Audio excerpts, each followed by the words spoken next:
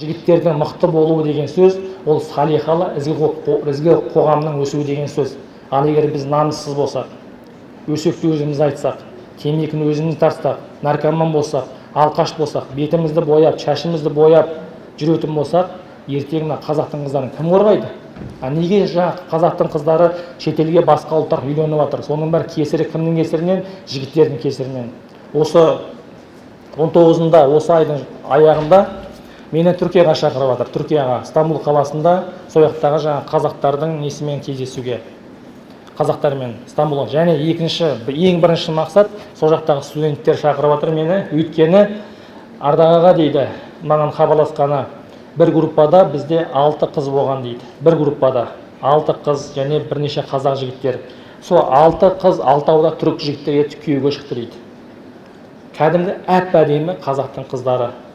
Сонда ол қыздардың түрік жігітке күйеуге шығуына біздің ата-анасы намыстанбай ма екен? Қараңызшы, ата-анасының намысы қайда? Ата-анасының бағана берген тәрбиесі қайда сонда? Ұялмай ма? Кетті ана қыздар. Қаншама тәрбиелеп өсірді. Сол қызды бағу үшін кішкентай кезінен бастап анасы байқұс туды, соны өсірді.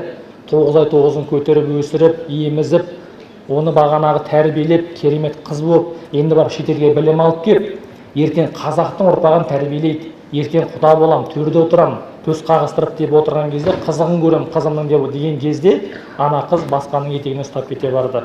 Міне, ол тек қана бағанағы Түркияда болып жатқан жағдай, Қытайда қаншама болып жатқан жағдай мысалы. Тіпті осындағы жаңағы Қазақстандағы қыздар, біздің қарындастарымыз, әпкелеріміз қаншама шетелден етектерін ұстап жүр. Соның бәрі жігіттер біздің кесірімізден, біздің намыссыздығымыздан. Әрқайсың өзінің қарындастарыңа, өзінің туысқан қарындастарыңа жақсылап тәрбие берсеңдер, жігіттер, онда жаңа қыздар ешқайда кетпейді. Сол қыздар салиқалы, жақсы қыздар болып өседі. Көрдің ба? Сондықтан ал егер өзіміз небір приколдарды айтып, өзіміз жаргондатып, өзіміз ночной клубта жүріп, өзіміз кальянды шегіп, анау тема екен, мынау тема екен деп жүретін болсақ, болды, онда айырыласың. Бүгін қызың кетсе, ертең басқа нәрсең кетеді, бүрсігүні жерің кетеді дегендей. Сондықтан жігіттер, бұған күлуге болмайды, бұған біз жылауымыз керек, бұған біз намыстануымыз керек. Сондықтан адам баласы ең бірінші өзінен бастау керек. Жігіттер мықты болу керек, қай қоғамда да. Көрдің ба? Әйелің қабағын түйіп келісе дейді, шай құйып беруге елінсе дейді, ұлың ұрысқа сай болса, келінің керіске сай болса, қызың сумақай болса, сол үйдің берекесі кетеді дейді. Мысалы, ата-ана деген нәрсе біз ең сыйлауға тұрарлық екі адам. Әкеңіз бен шешеңіз, анаңыз бен әкетайыңыз, анашыңыз. Жалпы қоғамдағы бұл өмірдегі сыйлауға тұратын осы екі адам бар, жігіттер, қыздар.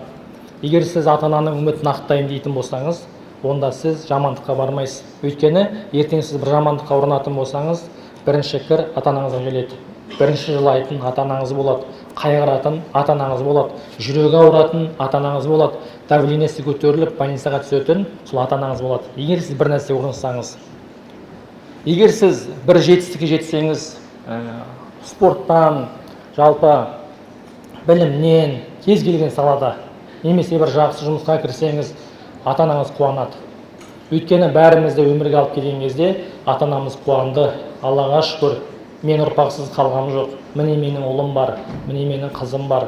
Аллаға шүкір, осы мен ұрпағымның жалғасы. Енді өлсем арманым жоқ деді әкеміз.